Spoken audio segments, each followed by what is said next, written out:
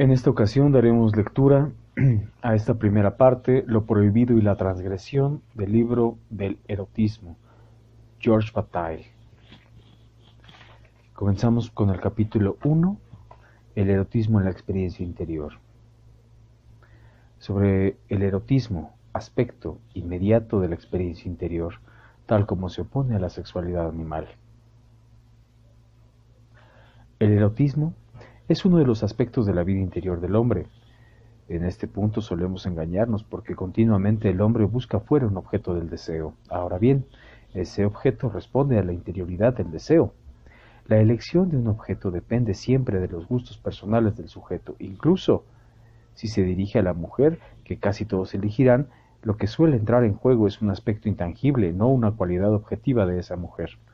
Esa mujer podría no tener, si no nos afectase en nuestro ser interior, nada que forzase la preferencia. En una palabra, hasta cuando se conforma con la mayoritaria, la elección humana difiere de la elección del animal. Apela a esa movilidad interior infinitamente compleja, que es propia del hombre. El animal tiene en sí mismo una vida subjetiva, pero al parecer esa vida le es dada tal como son los objetos inertes. De una vez por todas, el erotismo del hombre difiere de la sexualidad animal, precisamente en que moviliza la vida interior. El erotismo es lo que la conciencia del hombre pone en cuestión al ser. Por sí misma, la sexualidad animal introduce un desequilibrio, y ese desequilibrio amenaza la vida. Pero eso, el animal no lo sabe. En él no se abre nada parecido a un interrogante. En consecuencia, si el erotismo es la actividad sexual del hombre, es en la medida en que ésta difiere de la sexualidad animal. La actividad sexual de los hombres no es necesariamente erótica, lo es cada vez que no es rudimentaria, cada vez que no es simplemente animal. Sobre la importancia decisiva del paso del animal al hombre. En el paso del animal al hombre, del cual sabemos bien poca cosa, se halla la determinación fundamental. Se nos escapan, sin duda, de manera definitiva, todos y cada uno de los acontecimientos correspondientes a este paso. Con todo, estamos menos desarmados de lo que pareciera de entrada. Sabemos que los hombres fabricaron herramientas y que las utilizaron a fin de promover su subsistencia. Luego, sin duda, no se tardó mucho para menesteres superfluos. En una palabra, los hombres se distinguieron de los animales por el trabajo. Paralelamente se impusieron unas restricciones conocidas bajo el nombre de interdictos o prohibiciones. Estas prohibiciones se referían ciertamente y de manera esencial a la actitud para con los muertos, y lo probable es que afectaran al mismo tiempo o hacia el mismo tiempo a la actividad sexual. Conocemos la antigüedad de la actitud del hombre para con sus muertos gracias a los numerosos descubrimientos de osamentas reunidas por sus contemporáneos.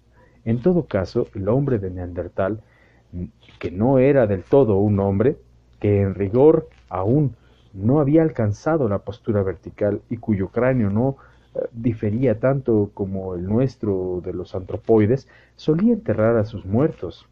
Y seguramente las prohibiciones sexuales no se remontan a esos tiempos tan remotos. Podemos decir que aparecen en todos lugares donde se manifestó la humanidad, pero en la medida en que debemos atenernos a los datos de la prehistoria, de ello no existen testimonios tangibles. La sepultura de los muertos dejó rastros, pero no subsiste nada que nos aporte ni tan siquiera una indicación sobre las restricciones sexuales de los hombres más antiguos. Solo podemos admitir que trabajaban, pues tenemos sus herramientas y como el trabajo, por lo que parece, engendró lógicamente la relación que determina la actitud ante la muerte, es legítimo pensar que eso repercutió en la prohibición que regula y limita la sexualidad, y también que el conjunto de las conductas humanas fundamentales, trabajo, conciencia de la muerte, sexualidad contenida, se remontan a ese mismo periodo remoto. Indicios de que se trabajaba aparecen ya en el Paleolítico inferior. La sepultura más antigua que conocemos data del Paleolítico medio. En verdad, se trata de periodos que duraron, según cálculos actuales, centenares de miles de años. Estos interminables milenios corresponden a la muda a través de la que el hombre se desprendió de su animalidad primera. Salió de esa muda como trabajador provisto además de la comprensión de su propia muerte, y ahí comenzó a deslizarse desde una sexualidad sin vergüenza hacia la sexualidad vergonzosa de la que se derivó el erotismo. El hombre propiamente dicho, el que consideramos semejante a nosotros, que aparece hacia la época de las pinturas rupestres, el Paleolítico Superior, está determinado por el conjunto de estos cambios, que se disponen en el plano de la religión. Sin duda, había dejado atrás el origen de unos y otros cambios. Sobre el erotismo, su experiencia interior y su comunicación vinculados a unos elementos objetivos y a la perspectiva histórica en que estos elementos nos aparecen. Esta manera de hablar del erotismo tiene una desventaja. Si hago de él la actividad genérica propia del hombre, defino objetivamente el erotismo. Dejo entonces, en un segundo plano, por más interés que merezca, el estudio objetivo del erotismo. Mi intención es, al contrario, tomar en consideración en el erotismo un aspecto de la vida interior o, si se quiere, de la vida religiosa del hombre. El erotismo, como dije, es, desde mi punto de vista, un desequilibrio en el cual el ser se cuestiona a sí mismo, conscientemente. En cierto sentido, el ser se pierde objetivamente, pero entonces el sujeto se identifica con el objeto que se pierde. Si hace falta, puedo decir que en el erotismo yo me pierdo. Sin duda, no es esta una situación privilegiada, pero la pérdida voluntaria implicada en el erotismo es flagrante. Nadie puede dudar de ella. Al hablar ahora del erotismo, tengo la intención de expresarme sin rodeos en nombre del sujeto, incluso cuando comienzo introduciendo consideraciones objetivas, pero debo subrayar que, si hablo de los movimientos del erotismo de forma objetiva, es porque la experiencia interior nunca se da con independencia de las impresiones objetivas. La hallamos siempre vinculada a tal o cual aspecto, innegablemente objetivo. Sobre la determinación del erotismo es primitivamente religiosa, y mi obra está más cerca de la teología que de la historia erudita de la religión.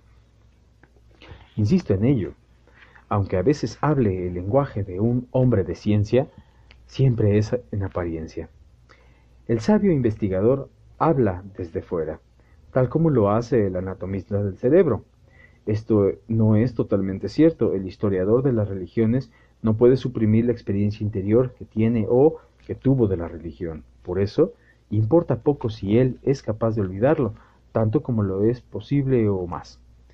Yo hablo de religión desde dentro, tal como un teólogo lo hace de teología. El teólogo ciertamente habla de una teología cristiana, pero la religión de la que hablo no es, como el cristianismo, una religión. Es la religión sin duda, pero se define justamente por el hecho de que, desde el primer momento, no es una religión particular. No hablo de ritos, ni de dogmas, ni de una comunidad ni de una comunidad precisos. Hablo tan solo del problema que toda religión se planteó, y ese problema lo tomó por cuenta mía, tal como lo hace con la teología el teólogo, pero sin la religión cristiana. Si no fuera que esa religión lo es a su pesar, hasta me sentiría alejado del cristianismo. Tan cierto es así que el libro en cuyo encabezamiento defino esta posición tiene como objetivo el erotismo. Cae por su propio peso que nada en el desarrollo del erotismo es exterior al terreno de la religión, y justamente el cristianismo, al oponerse al erotismo, ha condenado a la mayoría de las demás religiones. En un sentido, la religión cristiana es quizá la menos religiosa. Quisiera que mi actitud fuese exactamente comprendida. Para empezar, he querido la más perfecta ausencia de supuestos previos. Nada me vincula a ninguna tradición en particular. Así, no puedo dejar de ver, en el ocultismo o en el esoterismo, unos supuestos que me interesan en el sentido de que responden a la nostalgia religiosa, pero de los que con todo me alejo, puesto que implican una creencia dada. Añado que fuera de las cristianas, las suposiciones ocultas son, desde mi punto de vista, de lo más molestas, puesto que, como se afirman en un mundo en el que se imponen los principios de la ciencia, de intentos se les dan la espalda. Hacen así de quien las admite lo mismo que resulta de un hombre que, entre los demás hombres, supiera que existe el cálculo, pero se negase a corregir los errores de sus cuentas. La ciencia no me ciega, deslumbrado, solo, de mala manera, podría responder a sus exigencias y, del mismo modo, el cálculo no me perturba. Ya me parece bien que me digan que 2 más 2 son 5. Pero cuando alguien con algún fin preciso echa cuentas conmigo, olvido la identidad pretendida entre 5 y 2 más 2. Desde mi punto de vista, nadie podría plantear el problema de la religión a partir de soluciones gratuitas que el actual espíritu de rigor acusa. No soy un hombre de ciencia en el sentido de que hablo de experiencia interior, no de objetos, pero en el momento en que hablo de objetos, lo hago como los hombres de ciencia, con el rigor que es inevitable. Diré incluso que, las más de las veces, la actitud religiosa comporta una avidez tan grande de respuestas apresuradas que la palabra religión ha adquirido en el sentido de una facilidad de pensamiento. Por ello, mis primeras palabras pueden llevar a algún lector no prevenido a pensar que se trata de una aventura intelectual y no de un incesante caminar que, llegado el caso, pone al espíritu más allá, pero siempre por el camino de la filosofía y de las ciencias, y en busca de todo lo posible que pueda abrirse. De todas maneras, todo el mundo reconocerá que ni la filosofía ni las ciencias pueden pretender tomar en consideración el problema planteado por la aspiración religiosa, pero también todo el mundo reconocerá que, en las condiciones que se han dado, hasta ahora, esta aspiración no ha podido traducirse más que en formas alteradas. Nunca pudo la humanidad buscar lo que la religión busca desde siempre, a no ser en un mundo en el que su búsqueda dependía de causas dudosas y sometidas, sino ya al movimiento de unos deseos materiales. Si a unas pasiones circunstanciales la humanidad podía combatir esos deseos y esas pasiones, podía también servirlos, pero no podía serles indiferente. La búsqueda de la religión comenzó y prosiguió. No debe ser liberada de las vicisitudes históricas en menor medida de lo que está la investigación científica. No es que el hombre no dependiera eternamente de esas vicisitudes, pero eso es cierto para el pasado. Llega un momento, sin duda, precario, en que con la ayuda de la suerte ya nos debemos esperar la decisión de otros, en forma de un dogma, antes de adquirir la experiencia que queremos. Hasta el momento, podemos comunicar libremente el resultado de esa experiencia. En este sentido, puedo preocuparme por la religión, no como el profesor que hace historia, que habla, por ejemplo, del Brahman como de una cosa más entre otras, sino como el propio Brahman. Y sin embargo, yo no soy Brahman, ni cualquier cosa, ni cualquier otra cosa. Debo proseguir una experiencia solitaria, sin tradición, sin rito y sin nada que me guíe, pero sin nada que me estorbe tampoco. En mi libro doy expresión a una experiencia y ello sin apelar a nada en particular, y con solo el cuidado de comunicar la experiencia interior, es decir, desde mi punto de vista, la experiencia religiosa, por fuera de toda religión definida. Así, mi investigación, fundamentada esencialmente en la experiencia interior, difiere de su origen del trabajo del historiador de las religiones, del etnógrafo o del sociólogo. Sin duda se planteó las cuestiones de saber si era posible para estos últimos orientarse a través de los datos que elaboran independientemente de una experiencia interior. En parte común con las de sus contemporáneos y en parte también, hasta cierto punto, experiencia personal, aunque modificada por el contacto con el mundo que constituía el objeto de sus estudios. Ahora bien, en el caso de sus investigadores podemos casi proponer como principio que cuanto menos entra en juego su experiencia Cuanto más discreta es ésta, tanto mayor es la autenticidad de su trabajo. No digo cuanto menor es su experiencia, sino cuanto menos entra en juego. En efecto, estoy convencido de la ventaja que tiene para un historiador una experiencia profunda. Ahora bien, si la tiene y puesto que la tiene, lo mejor es que se esfuerce en olvidarla y en considerar los hechos desde fuera. No puede olvidarla del todo, no puede reducir enteramente el conocimiento de los hechos al que le viene dado desde afuera. Y más vale así, pero lo ideal es que esta experiencia desempeñe un papel a pesar suyo, y en la medida en que esa fuente de conocimiento es irreductible. En la medida en que hablar de religión sin una referencia interior a la experiencia que tenemos de ella produciría trabajos sin vida, una acumulación de materia inerte presentada en un desorden inteligible. En contrapartida, si considero los hechos personalmente y a la luz de la experiencia que tengo de ellos, sé lo que dejo atrás.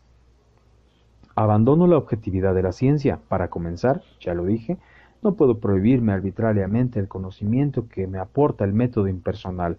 Mi experiencia supone siempre el conocimiento de los objetos que pone en juego. Son el erotismo, al menos los cuerpos. En la religión, las formas estabilizadas sin las cuales la práctica religiosa común no podría existir. Esos cuerpos solo nos son dados en la perspectiva en la que históricamente adquirieron el sentido que tienen, su valor erótico. No podemos separar la experiencia que tenemos de ellos de esas formas objetivas y de su aspecto exterior, ni tampoco de su aparición histórica. En el plano del erotismo, las modificaciones del propio cuerpo que responden a los movimientos vivos que nos remueven interiormente están relacionadas con los aspectos seductores sorprendentes y de los cuerpos sexuados.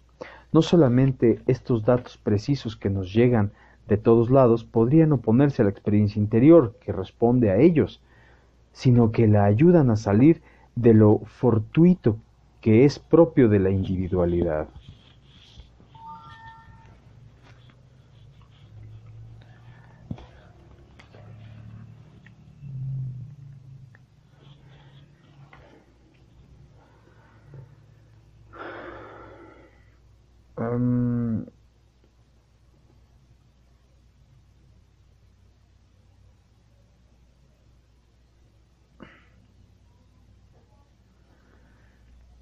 Aún asociada a la objetividad del mundo real, la experiencia introduce fatalmente lo arbitrario y, de no tener el carácter universal del objeto al cual está obligado su retorno, no podríamos hablar de ella.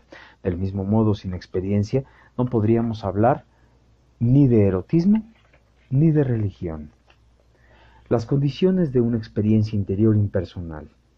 La experiencia contradictoria de lo prohibido y de la transgresión.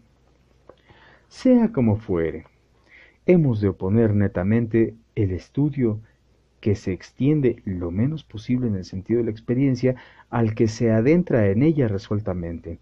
Hay que decir además que si el primero no hubiese tenido lugar ya antes, el segundo permanecería condenado a la gratuidad que nos es familiar. Finalmente, es seguro que una condición que hoy nos parece insuficiente se da desde hace muy poco. Tanto si se trataba del erotismo o, más generalmente, de la religión, su experiencia interior lúcida era imposible en una época en que no se evidenciaba el juego de contrapeso entre lo prohibido y la transgresión, juego que ordena la posibilidad de ambos, y además no basta saber que este juego existe. El conocimiento del erotismo o de la religión requiere una experiencia personal, igual y contradictoria, de lo prohibido y de la transgresión. Esta doble experiencia no se suele dar. Las imágenes eróticas o religiosas introducen esencialmente en unos los comportamientos de la prohibición, en otros unos los comportamientos contrarios. Los primeros son tradiciones, los segundos son comunes entre sí mismos, al menos bajo la forma de un pretendido retorno a la naturaleza a la cual se oponía la prohibición, pero la transgresión difiere del retorno a la naturaleza. Levanta la prohibición sin suprimirla. Ahí se conoce el impulso motor del erotismo. Ahí se encuentra a la vez el impulso motor de las religiones. Anticiparía el desarrollo de mi estudio si me explicase ahora sobre la profunda complicidad que existe entre la ley y su violación. Pero, si bien es cierto que la desconfianza, el movimiento incesante de la duda, es necesaria para quien se esfuerza en descubrir la experiencia de la que hablo, esa desconfianza debe en particular satisfacer las exigencias que ya desde ahora puedo formular. Para comenzar, debemos decirnos de nuestros sentimientos que tienden a dar un sesgo personal a nuestros puntos de vista. Pero esta dificultad es general. Me parece que es relativamente simple tomar en consideración en qué coincide mi experiencia interior con la de los demás y por qué me hace comunicarme con ellos. Habitualmente esto no se admite, pero el carácter vago y general de mi proposición me impide insistir en ella. Paso a otra cosa. Los obstáculos que se oponen a la comunicación de la experiencia me parecen de otra naturaleza, obedecen a la prohibición que la fundamenta y a la duplicidad de la que hablo, la que proviene de conciliar aquello que por principio es inconciliable, el respeto a la ley y su violación, la prohibición y la transgresión. Una de dos, o bien la prohibición entra en juego y a partir de ahí no tiene lugar la experiencia, o acaso solo tiene un lugar furtivo, permanece fuera del campo de la conciencia, o lo prohibido no entra en juego. Este es, de ambos casos, el más desfavorable. Para la ciencia la prohibición no suele estar justificada, es patológica, proviene de la neurosis. Es conocida, pues, desde afuera, aun cuando tenemos de ella una experiencia personal, vemos en ella un mecanismo exterior intruso en nuestra conciencia. Esta manera de ver no suprime la experiencia, sino que le da un sentido menor.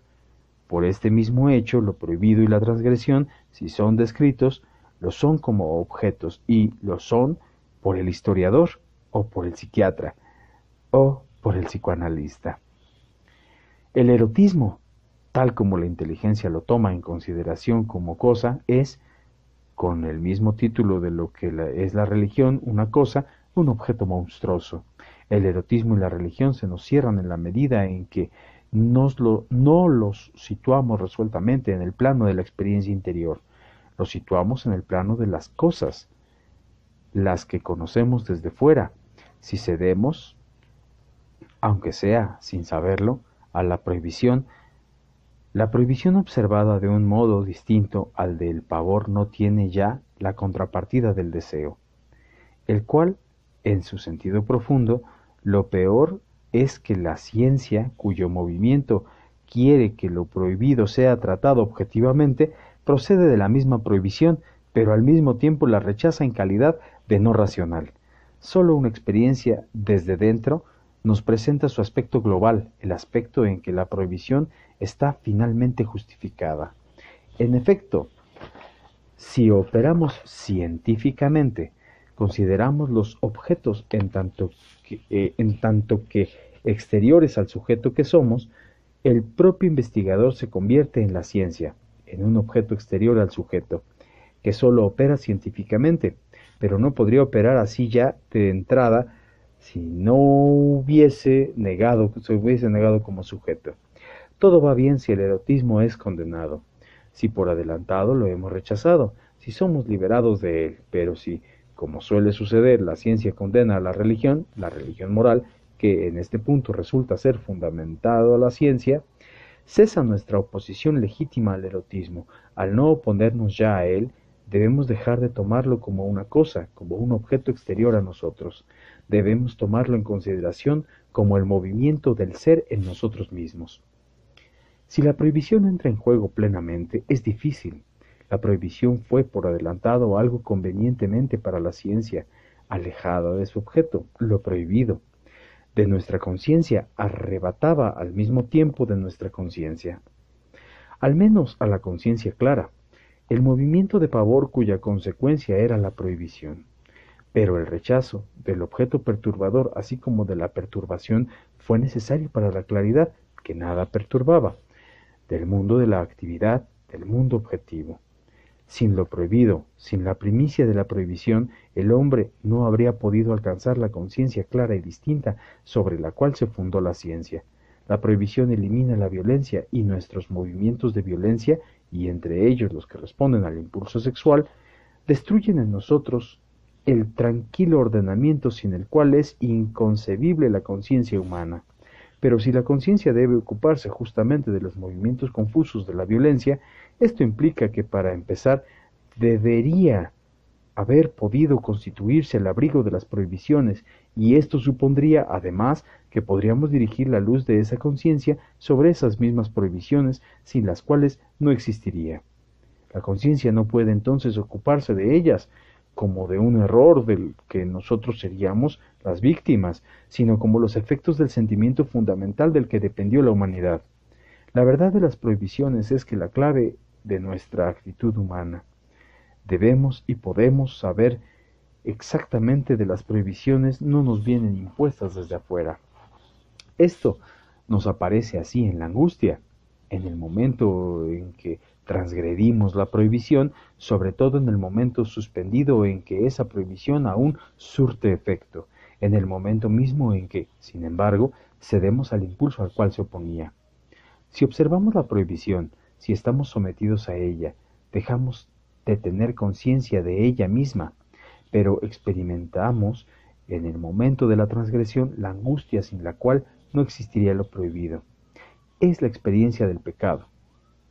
La experiencia conduce a la transgresión acabada, a la transgresión lograda que, manteniendo lo prohibido como tal, lo mantiene para gozar de él.